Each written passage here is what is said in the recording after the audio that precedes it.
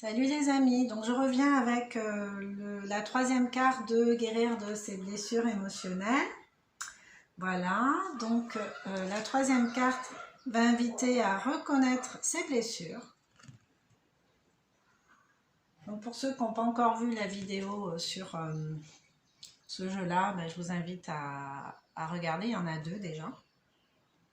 L'idée, c'est de travailler crescendo. Hein. Il ne s'agit pas de faire une blessure aujourd'hui, un autre truc demain. Enfin, c'est se donner le temps, quoi. Donc, une fois par semaine, pendant une semaine, par exemple, la première fois, on a parlé de l'intention. Donc, c'est l'intention l'intention qu'on peut mettre dans chaque situation, dans chaque acte qu'on va poser, dans chaque chose qu'on doit faire.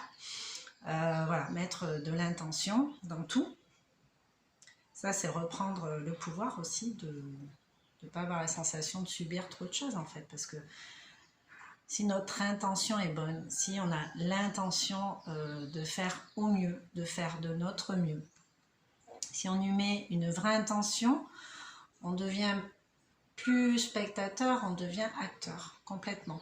Donc c'est ça en fait l'idée avec l'intention. Je mets de l'intention dans, je sais pas moi, par exemple je vais aller faire des courses, je mets l'intention de prendre genre un quart d'heure.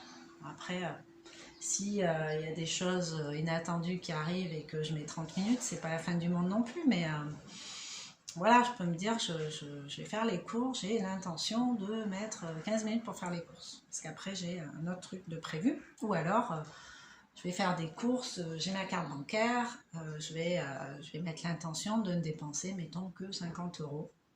Voilà, c'est l'intention, mais l'intention. On ne se laisse pas déborder comme ça par tout ce qu'il peut y avoir autour. Alors, aujourd'hui, c'est reconnaître ses blessures. C'est pas évident. Perso, moi, je me reconnais pas mal dans le rejet, l'abandon, la trahison aussi. La trahison.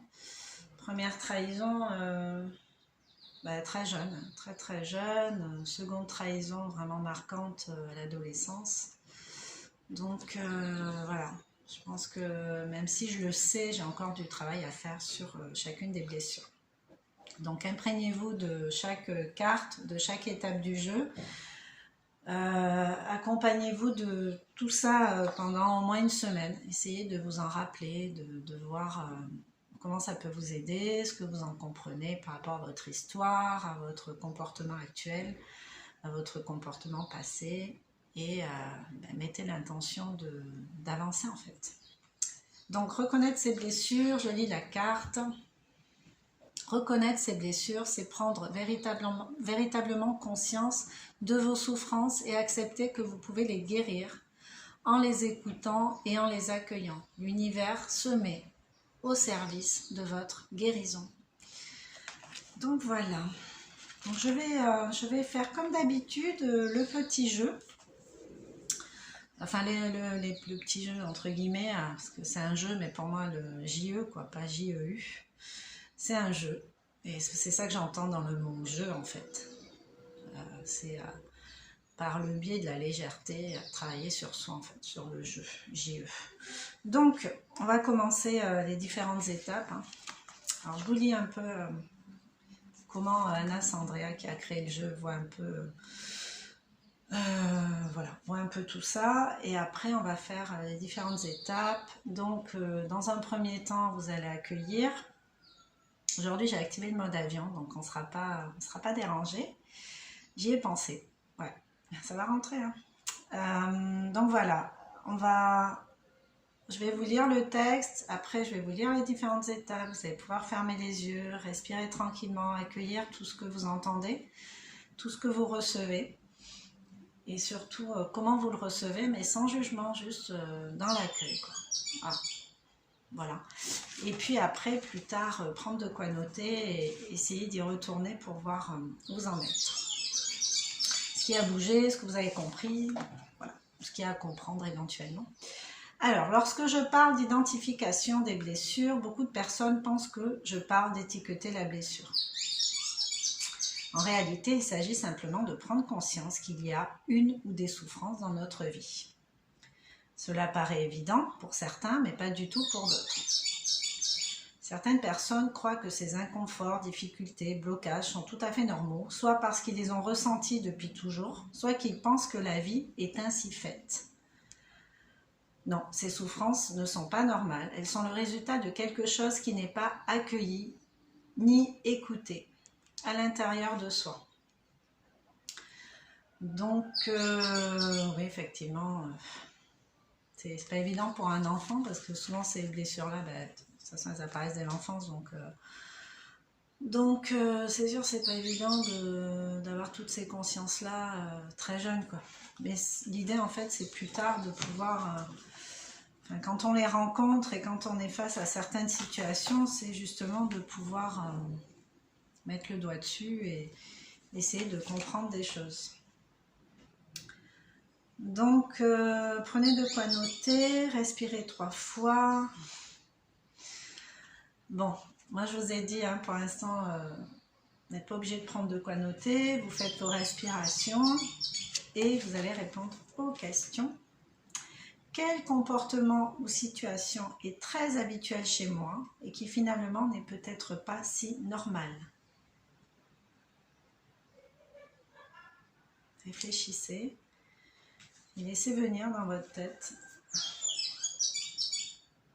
des choses que vous avez l'habitude de faire, des comportements que vous avez l'habitude d'avoir et qui au final vous paraissent pas super équilibrés. Alors peut-être pas vous de la façon dont vous faites, parce que si vous le faites c'est spontané, c'est que ça sort tout seul, hein, c'est une forme d'automatisme, mais peut-être par rapport aux commentaires que vous pouvez avoir en face. Vous avez certains comportements face à votre entourage et qu'à chaque fois les mêmes questions reviennent. Mais pourquoi tu réagis comme ça? Pourquoi tu m'as dit ça? Mais voilà, enfin, des questions un peu où on peut se sentir mal à l'aise d'ailleurs. Hein. On nous pose des questions, mais justement, plus on va se sentir mal à l'aise avec le questionnement d'autrui, plus il y a un truc en dessous à regarder de près. Si on a l'intention, toujours cette fameuse intention, d'aller mieux, de se sentir mieux, d'apaiser les rapports qu'on peut avoir avec les autres. Voilà. Donc vous allez relire, regarder la vidéo, réécouter la vidéo. Hein. Quel comportement ou situation est très habituel chez vous et qui finalement n'est peut-être pas si normal, entre guillemets. C'est-à-dire, oui, alors norme, normale, n'entre pas dans la norme. Bon, la norme, moi j'ai envie de vous dire... bref, quoi, mais c'est surtout plutôt dans le respect, quoi. Dans le respect vis-à-vis de vous, vis-à-vis des autres. C'est plutôt ça qu'il faut regarder, à mon sens. Hein. Donc réfléchissez à ça. On passe à la deuxième question. Quelle peur, souffrance, émotion, blocage ou difficulté dans votre vie vous met dans qui vous met dans l'inconfort souhaiteriez-vous régler? Quelle peur, souffrance, émotion, blocage ou difficulté dans votre vie vous met dans l'inconfort? Est-ce qu'on s'avoue tout le temps ses peurs? Je ne pense pas. En tout cas, tant qu'on ne s'arrête pas pour réfléchir et se poser des questions, on peut être dans des automatismes, dans des façons d'être, de faire, sans grand questionnement derrière. Là, ici, l'idée, ça va être de vous arrêter un petit moment quand vous le faites là, devant la caméra, devant le portable, je ne sais pas quoi, l'ordi, et de réfléchir à ce qui vous met mal à l'aise, en fait. Alors, ça peut être des situations que vous rencontrez, par exemple. Quel exemple je peux avoir là, par exemple, je vais devoir prendre la parole en public.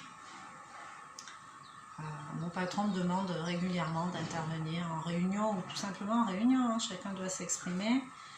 Je suis super mal à l'aise avec ça, j'ai toujours peur de dire quelque chose de pas intelligent, de me faire rembarrer, que tout le monde s'aperçoive que je suis bête en fait. Parce que ça, c'est ce qu'on peut se raconter. Hein. Moi, je me suis déjà raconté des trucs comme ça, donc c'est juste horrible quand on s'en aperçoit et on ne mérite pas en fait de se raconter des choses comme ça. Donc voilà. Quelle situation dans votre vie vous met dans de l'inconfort? Je ne suis pas à l'aise avec ça. Voilà. Je vais faire un truc, je ne suis pas à l'aise avec ça. on me demande de faire ça, ou je sais que je dois faire ça, je suis pas à l'aise avec ça. Je suis pas à l'aise avec ça. Je suis pas à l'aise avec ça. Voilà, c'est là-dessus qu'il faut regarder et voir du coup quelle peur se cache derrière. Est-ce qu'il y a une souffrance? Parce que si je le fais et que effectivement les autres répondent à ma prière intérieure, qu'elle est bête, hein, franchement, elle dit n'importe quoi, la question, l'autre il vient de la poser, enfin voilà. Si les autres nous renvoient l'image qu'on a déjà de nous-mêmes, qu'on est en train de nourrir, mais c'est normal, hein, parce que c'est notre vibration, donc du coup, les autres ils font que répondre à notre vibration en fait, ils sont sur la même longueur d'onde que nous à ce moment-là. Et c'est pour ça qu'il faut élever sa vibration et essayer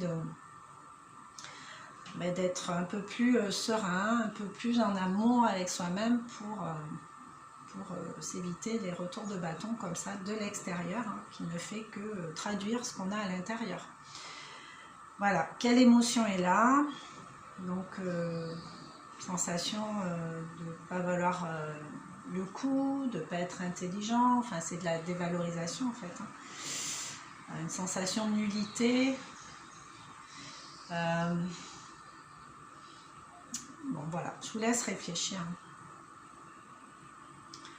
Réfléchissez, laissez monter dans votre tête tout ce qui vous encombre en fait.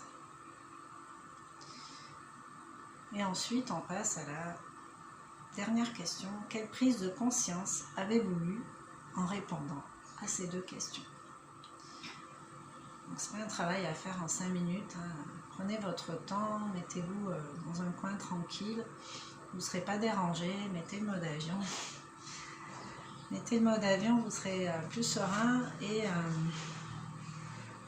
voilà, et puis repassez la bande, écoutez ma voix, écoutez les questions, les différentes suggestions, ça peut en amener d'autres et ça peut emmener d'autres réponses à l'intérieur de vous. Il y a que vous qui pouvez faire ce travail-là.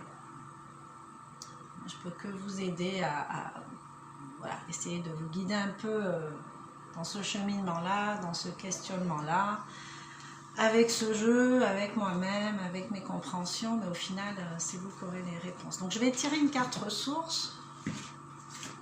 Bon, je le fais à la traditionnelle. Je pioche une carte, l'humiliation.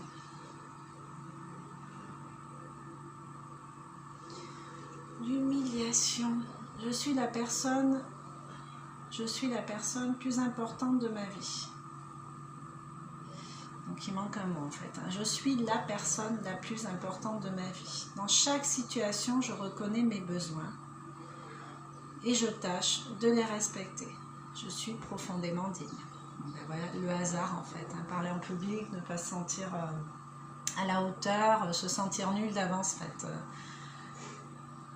Parce que là, clairement, quand on commence à se raconter ce genre de choses, c'est comme si on mettait l'intention, la fameuse intention de répondre à ce sous-programme-là qui n'est pas bon du tout. De toute façon, je suis nulle, je vais me faire humilier, c'est ce que je mérite. En gros, c'est ça, quoi. Donc là, l'humiliation, vous voyez, je ne sais pas si on voit bien. Cadrage, je ne sais pas ça. Ouais, voilà. Et voilà, l'humiliation. Donc, voyez où vous en êtes par rapport à ça. Est-ce que vous êtes déjà fait humilier? La dernière fois que vous êtes fait humilier, ou vous vous êtes senti humilié, hein, des fois les autres font même pas exprès, mais nous on se sent humilié, quoi. Un parent qui dit ah mais t'es nul. Ça peut passer comme ça, c'est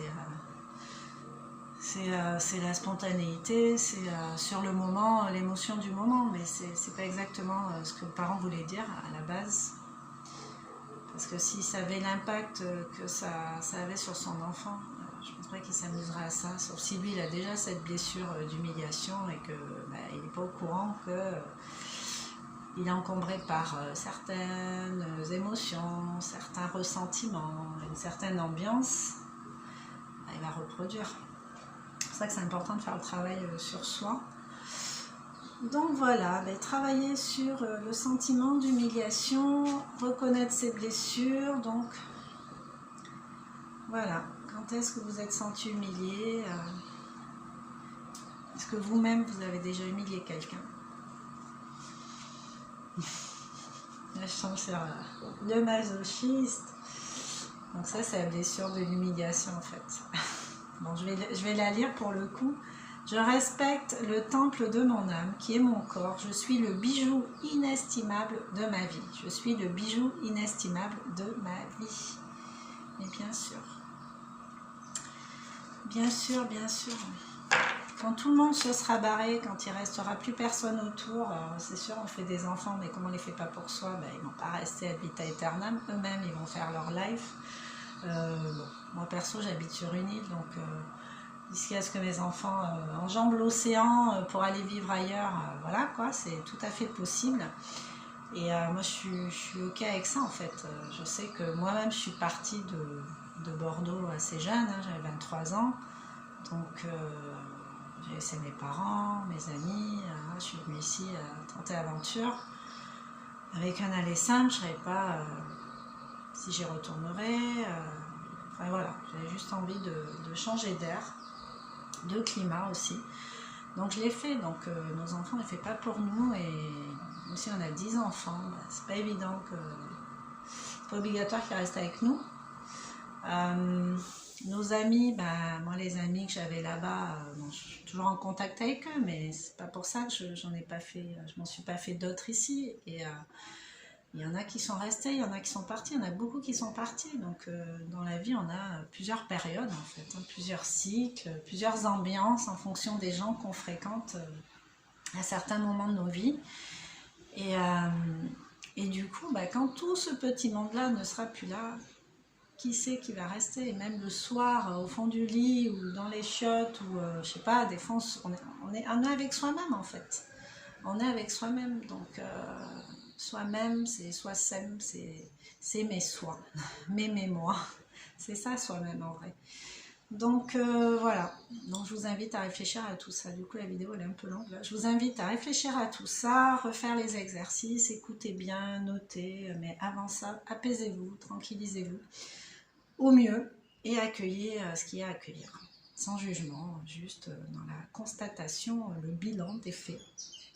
Et c'est ce qui permet d'avancer, de faire la paix à l'intérieur de soi. Et quand on fait la paix avec soi, on transpire la paix et du coup, on va faire la paix avec les autres. Comme ça que ça marche. Voilà. Peace, peace.